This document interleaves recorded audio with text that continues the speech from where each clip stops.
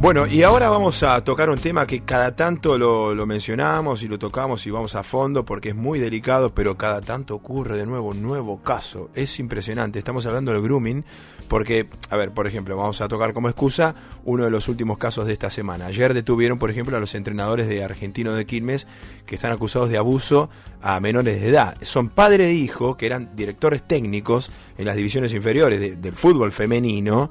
Y el operativo que lo hizo, bueno, la DDI de Quilmes. Hoy se conoció además que le hicieron allanamientos, hubo una denuncia, se conocieron imágenes de captura de pantalla de los teléfonos celulares, de chats, y bueno, se hablaba de un acoso, y después veíamos el chat que tenía como víctimas a menores de entre 13 y 15 años, y además hay un caso de abuso sexual con acceso carnal, una violación, directamente.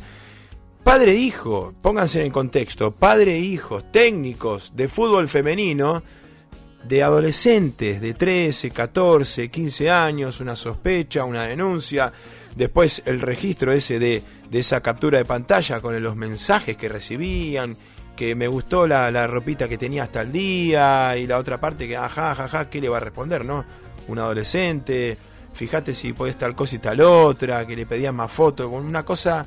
Un desastre, un asco, y se lo merecen. La detención, fueron detenidos, los buscaron, cayeron los dos, padre e hijo, y por eso vamos a hablar con Hernán Navarro, abogado, fundador de Grooming Argentina. Hernán Navarro, gracias por estar con nosotros en esta sala de situación. ¿Qué tal, Sebastián? ¿Cómo estás? Un placer hablar con vos. Bien, igualmente indignante lo que acabo de contar. Para vos es moneda corriente, lamentablemente, porque te dedicás a esto. Y entonces queremos, me imagino que estás en tema, pero no, tal vez no vamos a desarrollar tanto lo que pasó en Quilmes, que está bastante aclarado. La justicia avanzó, de hecho hoy hicieron allanamientos en la casa de estos detenidos. Pero ¿cómo hacer, no? De nuevo a las recomendaciones vamos, porque...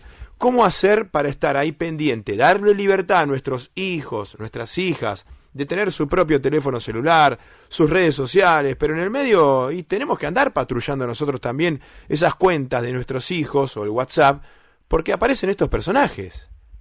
Sí, a ver, lamentablemente, Sebastián, en este punto, por supuesto que el caso lo tenemos muy presente, estamos acompañando desde Grooming Argentina a madres de las víctimas de este delito que comienza con el grooming como medio de captación. También hay que entenderlo al delito como un medio de captación y bueno, lo que relatabas, lamentablemente trágico, aberrante, un delito que nosotros venimos planteando la gravedad al entenderlo como el de mayor gravedad de este siglo en materia digital. Nosotros creemos que el delito de grooming es el delito de mayor gravedad de este siglo en materia digital. Los índices producto de la pandemia vinieron a exacerbar profundamente el delito en escalas cercanas al 200%. Verdaderamente vimos cómo se conjugó a raíz de la pandemia lamentablemente una tormenta perfecta para el incremento de los casos. Por un lado, ¿tenés algún tipo de número o estadística que nos quieras dar? Sí, cercano al 200%, sí, absolutamente. Creció el grooming más en pandemia que desde que se promulgó la ley hasta la llegada de la pandemia ya por el año 2020.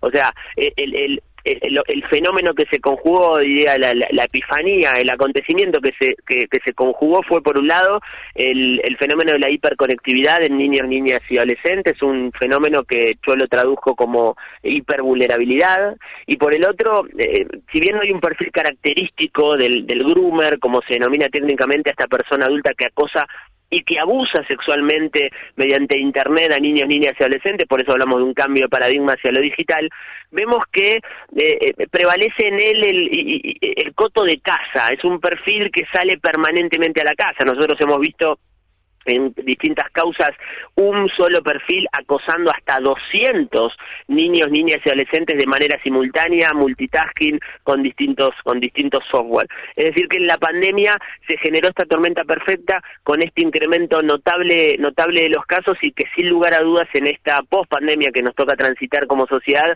debería generarnos un estado de alerta para poder posicionarnos, como bien planteabas en tu pregunta, Sebas, ¿cuál es el posicionamiento verdadero que tenemos como mundo adulto al acompañar y al supervisar los entornos digitales de los niños, niñas y adolescentes? Más aún si lo contrastamos contra un dato de la realidad que refiere que hoy en la Argentina los niños y las niñas asumen, tienen su primer dispositivo móvil en promedio a los 9 años de edad. Somos el país en América Latina en el cual los niños y las niñas acceden de manera más prematura a su primer teléfono. Claro, y por ejemplo, ustedes en el trabajo que hacen, ¿de alguna manera trazan un perfil de las víctimas o de los victimarios? Sí. Ambos. El eje central de nuestra organización, hoy ya lo digo sin ponerme colorado, la primera y única organización en el mundo global que trata específicamente este delito, tiene como eje central la prevención primaria y la prevención secundaria. La prevención primaria es cómo evitamos como sociedad, como comunidad, que este delito se conjugue, y la prevención secundaria tiene que ver, una vez conjugado el delito, una vez sucedido, bueno, cómo reaccionamos. Respecto de las víctimas, vemos un segmento de edades vulnerable entre los 9 y los 13 años. Y respecto del perfil del autor, del groomer, como se denomina técnicamente a quien comete este delito, vemos que en la gran mayoría de la casuística de los casos es un perfil que es varón, que es hombre, y que por lo general tienden a mentir, a falsear su identidad, es decir, a construir una identidad apócrifa por la sencilla razón que una persona de 40 o de 50 años, al escribirle a un niño o una niña de 12, de 11 o de 10, no les hablarían. Bueno, pero por supuesto, como en este caso que relatabas al inicio del Club Argentino de Quilmes, son perfiles que no se camuflaron en un perfil falso, y esto también lo tenemos que tener bajo el radar. Este es un poco el cuadro de situación, por supuesto, en términos súper resumidos. Es para mí muy difícil tratar de resumir en el marco de una entrevista, claro, pero me parece interesante que nos quedemos con eso. Y, a ver, es tremendo este caso porque tiene padre e hijo. ¿Eso a ustedes les llama la atención? ¿Los acusados son padre e hijo? No, la verdad que no. De hecho hace muy poquito también recuerdo una situación de un padre autor del delito que utilizaba el perfil de determinadas redes sociales de su hijo para acosar sexualmente a las amigas y a las compañeras del colegio de su hijo. La verdad que Sebastián, en este punto, después de haber visto tantas cosas, de ver tantas cosas, y es un poco, digo, yo no las traigo primero porque no quiero entrar en el terreno del morbo, no va conmigo, sí. y a la vez estamos viendo, digamos, un nivel de perversión como nunca antes visto, que hoy la tecnología le brinda a ese perverso la posibilidad de ejecutar. Yo creo que la pedofilia encontró en la tecnología un vehículo de contacto y de proximidad. Nunca fue tan fácil para este sector, coincidirás conmigo, el más aberrante de la humanidad, sí, acceder a la vida de un niño o de una niña como lo es hoy, donde el delito, y acá le imprimo una gravedad extra, podemos lamentar a una víctima en Argentina, pero el autor puede estar viviendo en Francia, en España, en otra provincia de nuestro país. Bueno, es un delito verdaderamente complejo. Los psicólogos lo harán, y ellos son los que tienen la autorización para hablar y de opinar sobre esto siguiente. Los violadores, bueno, mucho se dice que no tienen recuperación. Sí. Sin embargo, hay algunos planes y hay algunos programas, incluso de instituciones carcelarias que están haciendo eso. Hay una cárcel en Argentina que aloja a todos violadores, con esa idea de en un futuro recuperarlos. Estos que andan en las redes sociales, los que hacen grooming, que tal vez en muchos casos no tienen acceso carnal, ¿tienen el mismo perfil en ese sentido? ¿No tienen recuperación?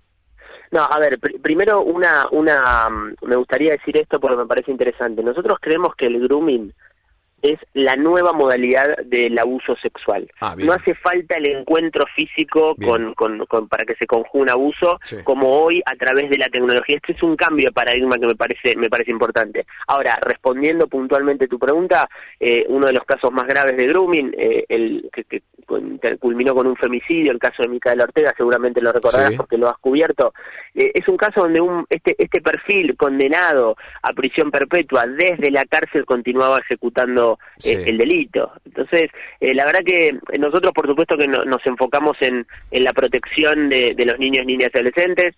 y cuando miramos a los perfiles vemos que sí, que luego vuelven a reincidir, y esto ha quedado demostrado que ni la castración. Y una cortita y al pie.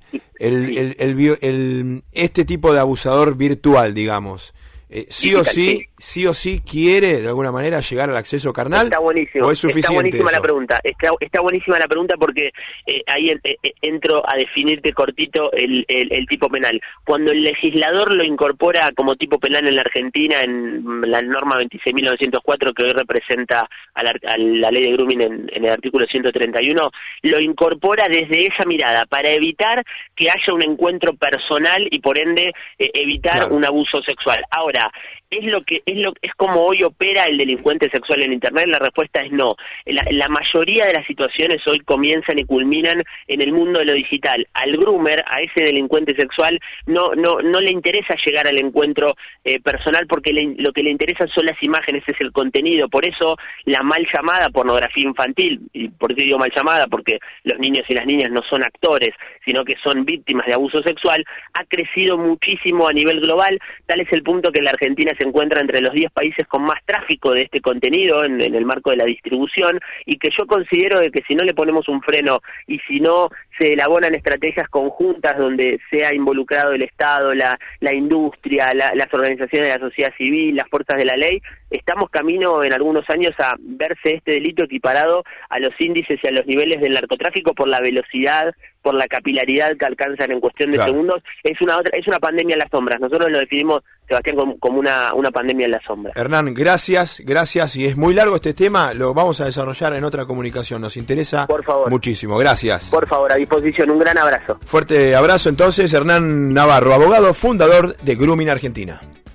La información y el análisis en la voz de los especialistas. Sala de Situación.